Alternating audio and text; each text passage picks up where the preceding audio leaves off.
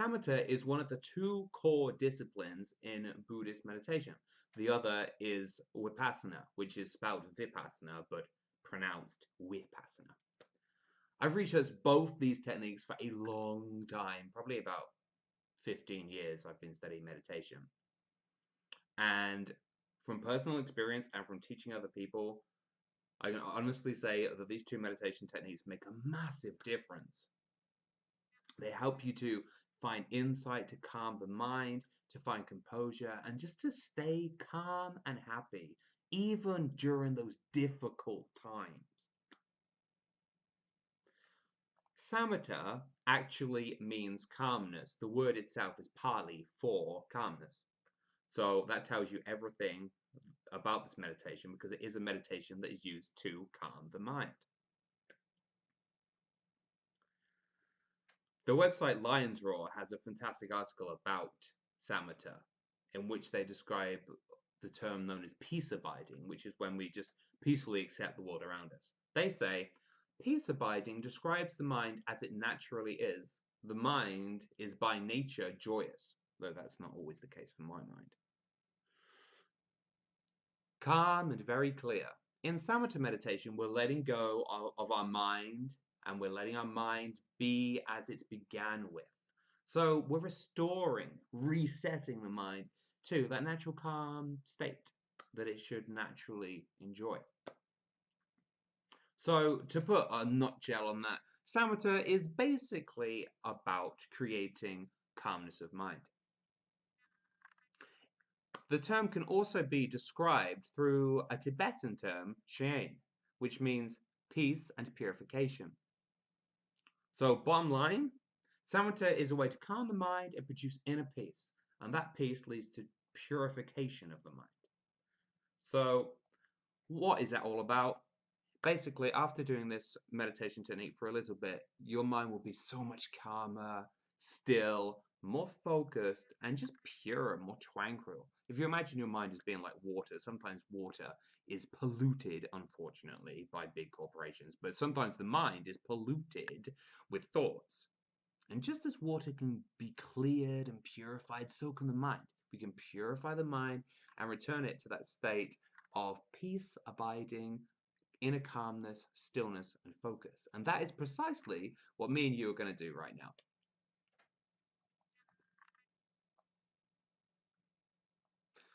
Now, there's a few interesting facts to know, particularly if you are into traditional meditation. So, 4 facts. In traditional Buddhism, Samatha meditation empowers us to concentrate, which in Pali is called samadhi. Samadhi, concentration, then leads the mind to being absorbed in an object. So in other words, when you're completely calm, your mind becomes absorbed by the thing that you're focusing on. When your mind is able to absorb, you then gain insight, which is called Vipassana. And finally, you get to liberating wisdom, Panna. So that's the tradition of it. But if you're not a Buddhist, if you're not religious at all, if you're an atheist, it really doesn't matter. The only thing that matters is that we can all use this meditation technique to create happiness, focus, and mental health in our lives. I've personally taught this to many people. I myself went through what they called a extreme stress reaction back in 2012, and my mind was completely racked because of a very bad situation which had happened to me. And I used this meditation technique along with other meditation techniques to really restore my mind. So if you're in a hard place, if you're going through a difficult patch, if you're suffering, whatever, this meditation technique will help you, and you don't need to have any sort of background knowledge of meditation or Buddhism, because I'm going to teach you everything you need to know to do this technique successfully so that you can enjoy a happy, calm, focused mind.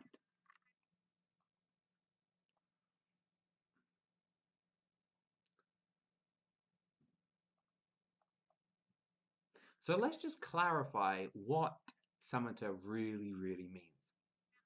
Samatha is a way of calming the mind and purifying the mind in order to find stillness. If you imagine an ocean, the waves of the ocean are sometimes rough and violent, and they crash. But then other times, the ocean is completely still and calm and tranquil. And so is the mind. The mind can be flowing with all these thoughts and all this negativity that's crashing upon itself. And that creates anger and stress, and it makes you unable to focus. But then, like the ocean, the mind can also be calm. And when the mind is calm, we enjoy complete stillness and we can focus. And there's a sense of serenity and peace. So that's really what this meditation technique is all about.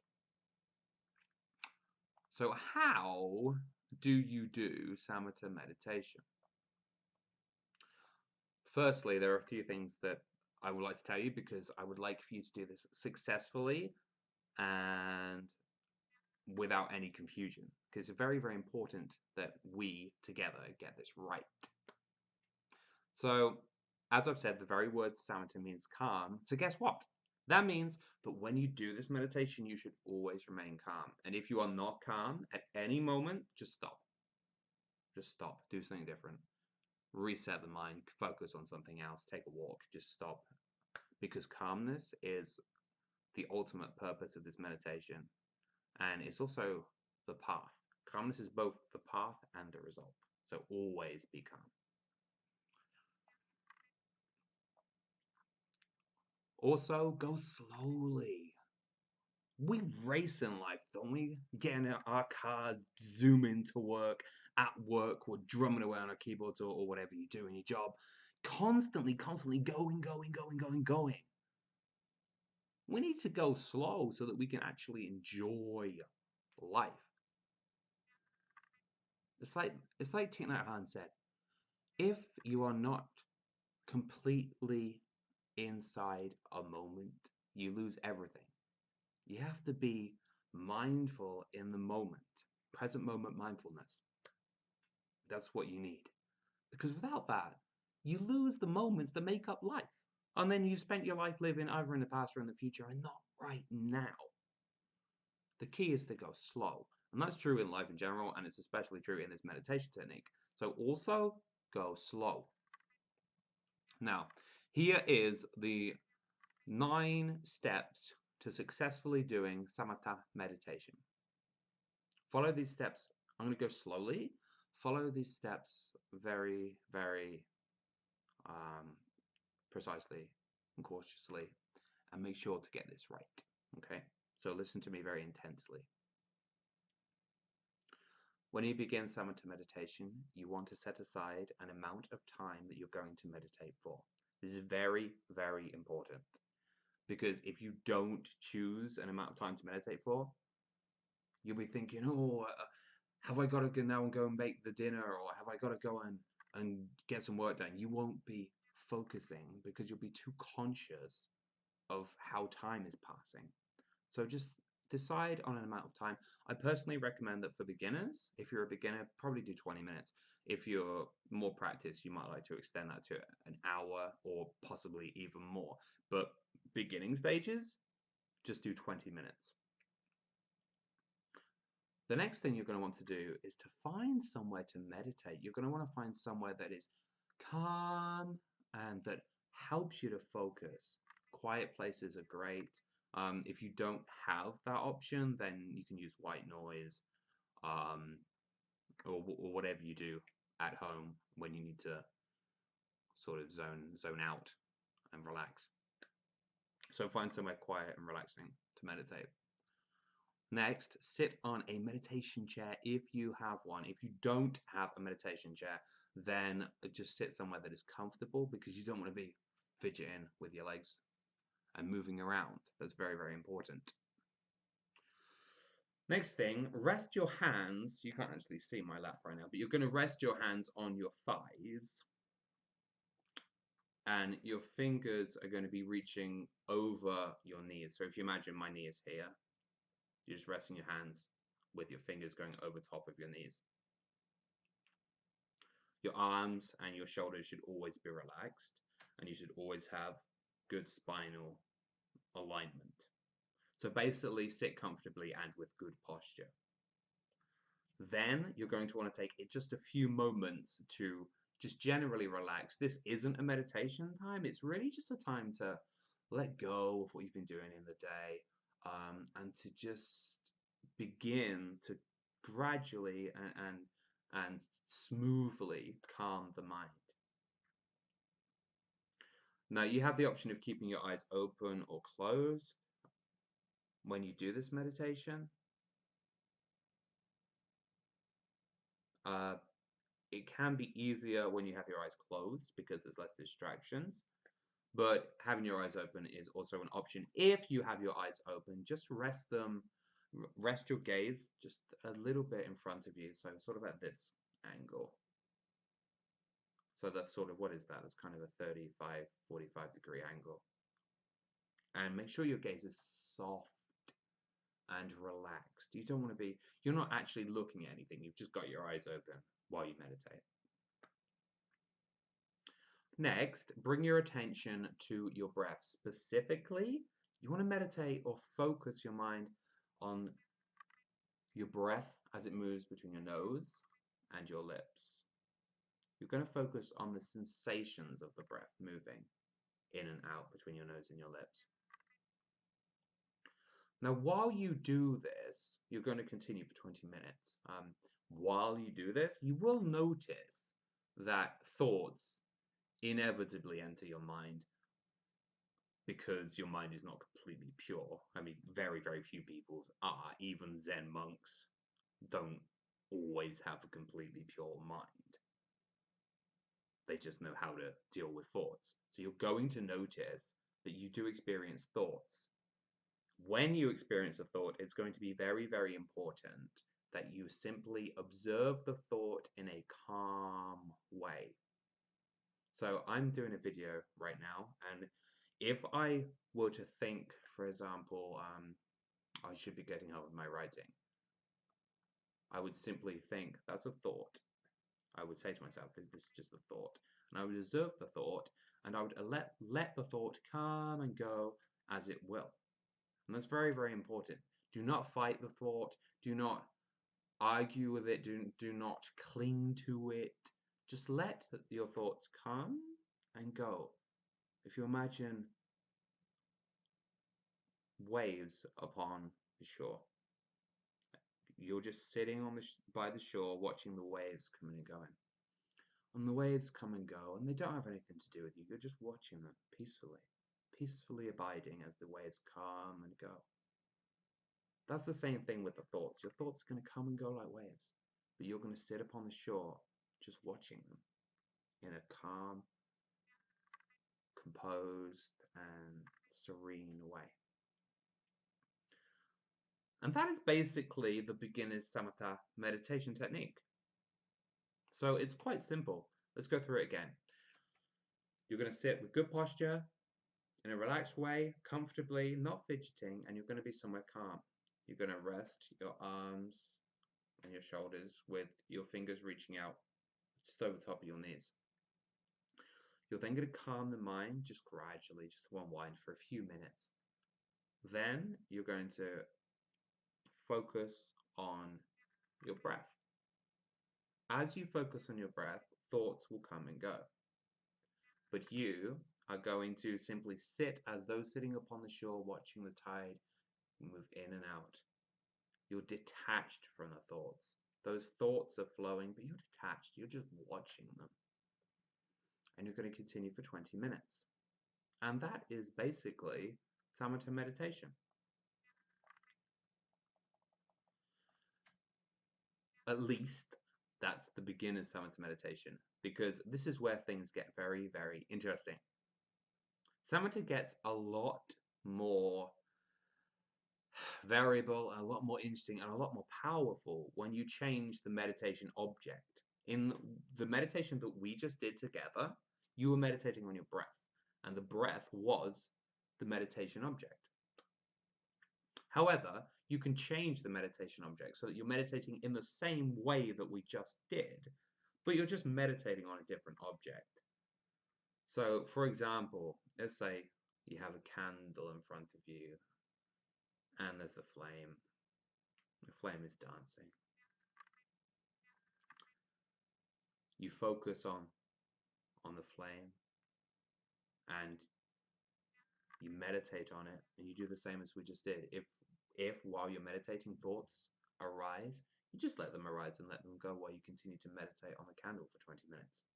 So that is samatha. It's about meditating on one thing, focusing the mind in a calm and still way, and just allowing thoughts to come and go. Traditionally, there are certain objects that Buddhists would meditate on. So let's discuss those, because it's pretty interesting. So they would meditate on the kasana, which are physical objects that we can directly meditate on. Those are earth, water, fire, air, blue, yellow, red, white, light, and enclosed space. So they're meditating on the real fundamental elements. We've got the elements of earth, fire, water, and air, and then we've got the colors, and then space itself, the nature of different spaces. Now, this gets even weirder because traditionally, back in the day, Buddhists would also meditate on different kinds of foulness. Now, the idea of meditating on different kinds of foulness might seem strange. For instance, they would actually meditate on different kinds of decomposing corpses. In Buddhist time, it was very common for corpses to be disposed of in carnal grounds, so it was very, very easy to just walk out and to actually see a decomposing body. And Buddhists would meditate on those. Now, why would you want to do that? Actually, there's a very, very good reason. Because foulness like that can create unstillness of mind. Think about how you react when you see something gross like that. There's fears, there's different there's disgust, there's different thoughts and feelings. And those feelings and those thoughts exist inside you. So when you go and when Buddha, I mean, I'm not saying that I would do this or that anybody should do this because it is obviously illegal now, but traditionally back in the day, they would actually meditate on these things in order to still and purify even those deepest, darkest thoughts. Because if you don't purify the deeper, darker sides, then you're never going to experience complete tranquility. So that is why they would do that back in the day, thousands of years ago. Now, obviously, we're not going to do that. But it is worth bearing in mind that if you do experience negative thoughts or feelings about something, if you're just going about your day and you happen to experience negative thoughts or feelings about something, it can be very powerful and liberating to meditate on the thing, because then you see past your prejudice and delusional mind and all those mental phenomena, and you simply see the thing as it is. And once you see the thing as it is, you separate the object from the way that you feel about it. And this removes all this murkiness that you have in your mind about this specific object. So you get rid of that, and then you have purity. Buddhists would also meditate upon 10 kinds of recollection, anusati. Now, these were recollections of the Buddha, recollections of the Dharma, recollections of community, which is Sangha, recollections of virtue, generosity, deities, death, breathing, and peace. They would also meditate upon 4 divine abidings, and I very, very highly recommend that you do this. See, traditional Buddhists would meditate upon loving kindness, compassion, gladness, and equanimity. Equanimity just being pure mind. When you meditate upon those states, so for example, let's say you experience a moment of complete compassion. If you then meditate on that, it's like you're teaching your mind. You're saying to your mind, hey, look at this really positive state. Let's say this is compassion, and this is your mind. Your mind is meditating upon the compassion that it's creating. So you're saying to your mind, look at this really beautiful thing that we've just created. And you're teaching your mind to recognize that so that you can then create it again. And you can do that on more than the 4 abidings. You can do it on any positive mental state. For example, if you experience a moment of complete and utter confidence, stop. Say to yourself, what is this feeling of complete confidence? And then meditate on it. Because then you'll be teaching to say this is confidence. You'll be showing your mind, you'll be saying to your mind, this is a confident state that we've created. Observe this, learn it, understand it, because then once you're more aware of that state, you'll be more able to create it. So anytime you experience a positive mental state, you can do samatha then, meditating on the state itself. Buddhists would also meditate on the 4 immaterial states, which are boundless space, boundless consciousness, the base consisting of nothingness, and the base consisting of neither perception nor non-perception. And the final 2 things that they will meditate upon, they will meditate upon the perception of repulsiveness in nutriment, which, you know what, I'm going to leave that up to your imagination. What does that mean, do you think? Leave a comment. The perception of repulsiveness in nutriment. And they will meditate upon the defining of the 4 elements. You can read more about this on my website, dailymeditation.com. Also, Hindu website has a lot of fantastic information on that. So those are 40 traditional objects that Buddhists would meditate on. But as I said, you can meditate on any object or any mental state that is positive. So, for example, let's say you're walking out through the park and you happen to see the most beautiful flower that you've ever seen in your entire life. Sit by the flower and meditate on it. Do this meditation technique that we just did with the breath, but do it with that flower, because doing that is going to make you be one. This sounds very poetic, but be one with that flower. It's going to bring you closer to that thing of beauty. So meditate on anything that makes you feel really, really positive.